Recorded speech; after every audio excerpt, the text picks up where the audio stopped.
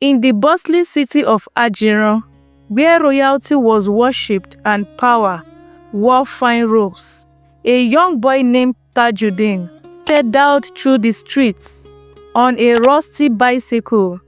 His shirt clung to his back with sweat, and the package in his hands shook with every bump on the road. No one knew where he came from. No one cared. He was just the delivery boy.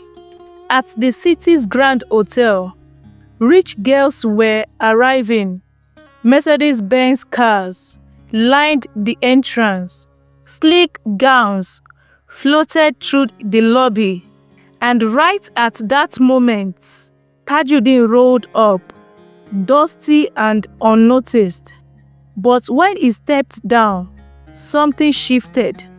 The manager frowned. You don't belong here," he said, blocking Tajuddin with his chest. "I was sent to deliver this parcel to room 704. Tajuddin replied softly. "Do you know who lives in that room?" The manager snapped. "That's a foreign dignitary. Move before I call security." The receptionist laughed. Other guests whispered, "Look at his shoes. He stinks of the road. Trash boy." Tajuddin said nothing. He looked up at the chandelier, blinking twice. He was remembering something his mother once told him. "Let them mock your dust. Kings are often born in silence." And so, the prince, unknown to all, waited. Tajuddin stood silently as the crowd mocked him. His fingers gripped the parcel tightly. Inside was a small box, plain, wrapped in brown paper. But what it carried could change everything. The security guard approaches with loud boots. "You have been warned," the manager barked. "Throw this boy out." But just then, a calm voice spoke from the back. "Let him in." Heads turned. It was Madame Ronke, the assistant of the foreign dignitary. She had been watching from a corner. "Room 704 requested that exact package this morning," she said, flipping her tablets. "Name?" "Tajuddin," he replied. She nodded. "He is on the list." The manager's face turned sour. "Escort him up," Madame Ronke ordered. As the elevator's door closed behind him, Tajuddin looked at the shining mirror. Inside, he whispered, "Almost there." The elevator dinged. Floor 7. He stepped out and walked to the suite. At the very end of the hall, it was silent. He knocked 3 times. A tall foreign man with gray hair opened the door. Ambassador Lefrey, a fresh dignitary sent for a secret business meeting with the royal palace. "Ah, right on time," the ambassador said, taking the box. "You are..." Tajuddin smiled. "Just the delivery boy." "Strange," the man said, scanning Tajuddin's face. "You look familiar." Tajuddin simply bowed his head. "You will soon know." He turned and walked away, leaving the ambassador confused. Downstairs, the hotel lobby buzzed. The manager bragged loudly about how he taught that rude boy a lesson. But 10 minutes later, 3 black SUVs scratched to a halt outside. Men in royal uniforms jumped out. The royal crest of Ajiran glinted on their chests. "Where is the prince?" they shouted. The entire hotel froze. The moment the royal guards stormed into the hotel, the air changed. Guests paused mid-sip. Phones were raised. Even the arrogant manager began to sweat. "We are here on the orders of His Majesty," one of the guards announced, holding up a golden scroll stamped with the royal seal. "The crown prince is among you, disguised, unannounced. Do not panic." Whispers rippled through the lobby. "A prince? Here. Could it be the foreign man upstairs? Maybe the CEO from Italy." The manager, trying to regain control, puffed his chest. "I assure you, sirs, there is no prince here. Just common people." That's when the lead guard turned sharply. "Really? Then explain why the royal tracker pin stopped moving inside your hotel 14 minutes ago." He held up a small screen showing a blinking red dot exactly at the location of room 704. Everyone gasped. "But that's the delivery boy," whispers the receptionist, eyes wide. The manager's lip twisted. Tajuddin had just exited the elevator, calm as ever. The crowd parted as the guard's eyes locked onto him. He didn't flinch. He didn't speak. He simply nodded once and raised 2 fingers. The lead guard instantly dropped to one knee. "Your Highness." The entire hotel fell silent. The same manager who kicked him out now stood shaking like dry leaves. "Why didn't you say anything?" the ambassador asked, stepping out of the elevator behind Tajuddin. Tajuddin turned slowly. "My crown doesn't need to be loud. The true test is how you test the one you think has nothing." He walked past the manager, past the staff, past the whispering crowd, and paused at the door. "Lesson 1, he said, looking back. "Never mock the dust on a man's feet. It may be from a long royal journey." Outside the hotel, camera flashes exploded like fireworks. News reporters had arrived. The royal escort lined up beside Tajuddin's bike like it was a Lamborghini. Inside, the staff stared. Frozen, the manager dropped to his knees. "Please, Your Highness, forgive me. I don't know." Tajuddin looked down at him. "You knew enough to judge me by my shoes." He turned to the guards. "Escort him outside." As the manager was dragged away, the hotel girls looked at each other in shame. Whisper turned to silence. Madame Ronke, who had once defended Tajuddin, bowed her head with pride. "I always knew something was different about you," she said. Tajuddin smiled softly. "And you will be rewarded for it." Suddenly, his phone buzzed. One look at the screen made his expression shift. Calling Baba, the king. He stepped aside and answered, "Yes, Baba, I have been found." The king's voice came through, firm and warm. "My son, I watched it all. Every moment. The way they treated you, it broke my heart. I wanted to see how our people behave when they think no crown is watching." Tajuddin replied, "And now you know." The king said, "Return home. It's time we start cleaning this kingdom from the inside." As the line disconnected, Tajuddin knew this moment was bigger than revenge. It was about rebuilding character in a nation where kindness had been forgotten. He looked at the receptionist, the bellboy, the security guards, all of whom once laughed at him. You laughed when I looked poor, he said calmly. But wealth is not the test, character is. He turned to leave, but before he stepped outside, he pointed at the hotel's entrance. Seal it. One of the guards placed a royal lock on the doors. The hotel was shut down by order of the prince. The royal SUV cruised the streets of Ajiran.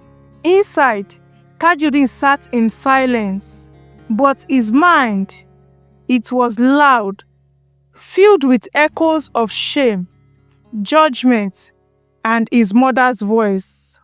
Never forget who you are, but more importantly, never forget why you were hidden. When they arrived at the palace gates, they opened wide with thunderous horns. Guards saluted, maidens bowed, but Tajudeen barely looked. He walked straight to the queen mother's chamber. There, resting on a cave stool, was a box. It hadn't been touched in 10 years. He opened it slowly.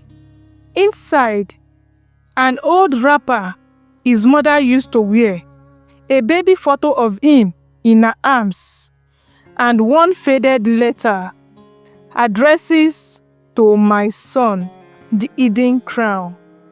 He unfolded the letter. Tajudeen, if you are reading this, then the time has come. The day you discover who you truly are. Remember, I begged your father to raise you like a commoner. I needed you to learn pain, to walk with dust on your feet, to feel rejection and taste hunger.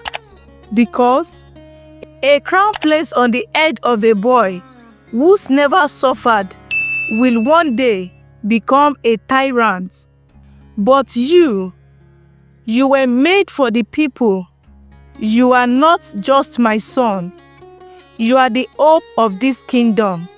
And when the world mocks your journey, smile. That dust on your feet is royal. Love always, Mama. Tears rolled down Tajudeen's cheek. He pressed the letter to his chest and whispered, I understand now, Mama. Thank you. Just then, the palace bell rang. A crowd had gathered outside. Word had spread across the land. The hidden prince had returned. Tajudeen rose, wiped his tears, and tied his mother's wrapper around his arm. He was ready to lead. The palace square overflowed with people, from farmers to traders, elders to children. They all came to witness what they once doubted. The boy they mocked was the prince they now bowed to. A golden stage had been prepared, but Tajudeen refused it. Instead, he stepped forward barefoot, dressed in a simple white tunic, with his mother's wrapper tied around his arm. No royal cloak, no golden staff, only truth. The chief announcer stepped forward. His Royal Highness, Crown Prince. Tajudeen raised his hand. No titles today, just your brother, your son, your fellow citizen. Silence swept the air. Then he spoke. A few days ago, I was kicked out of a hotel, not for stealing, not for wrongdoing, but for looking poor. I saw with my own eyes what judgment looks like. I was called trash, but I say to you today, dust is not shameful. I was crowned by that dust because it taught me what gold cannot. It taught me to see the ignored, to hear the silenced and honor the broken. He paused, his voice now deeper. From today onward, we will change Ajiran. No child will be mocked for their slippers. No girl will be dismissed for her accents. No boy will be judged for carrying a basket. And no human shall be ranked above another by robes or riches. We will rebuild, not with pride, but with purpose. The crowd erupted, tears flooded, the elders nodded, the youth shared. Mothers held their children tighter, and deep within the palace walls, the king, watching from behind his curtain, wiped his eyes. "My son," he whispered, "you are not just my heir, you are Ajiran's rebirth." As the cheers of the people echoed through Ajiran, not everyone celebrated. In a quiet chamber of the palace, a man sat in darkness, Prince Jelani, Tajudeen's cousin, son of the king's late brother, the one who thought he would inherit the throne.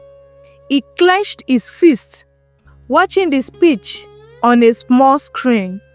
"That throne was mine," he hissed.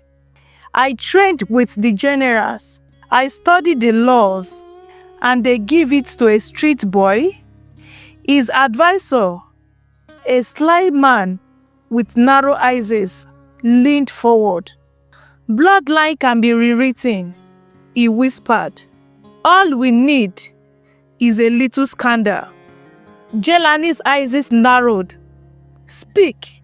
Meanwhile, back in the palace courtyard, Tajudeen was ushered into the royal chambers for a press meeting. News outlets swarmed in, begging for interviews. But then, a reporter stepped forward and shouted, "Your Highness, is it true you once stole from a vendor as a street boy?" Gasps filled the air. Tajudeen froze. What?" he said, stunned. The reporter pulled out a photo, a blurry image of a young boy running through a market holding a loaf of bread. "He looked like you, doesn't he?" the reporter asked, smirking. "Sources say this boy was caught by guards but escaped justice. Is this who you really are?" the crowd murmured. Doubts began to creep.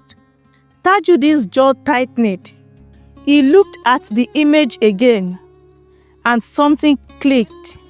"That photo," he said, pointing, "was taken the same week my mother was dying. I ran because I had no money to feed her.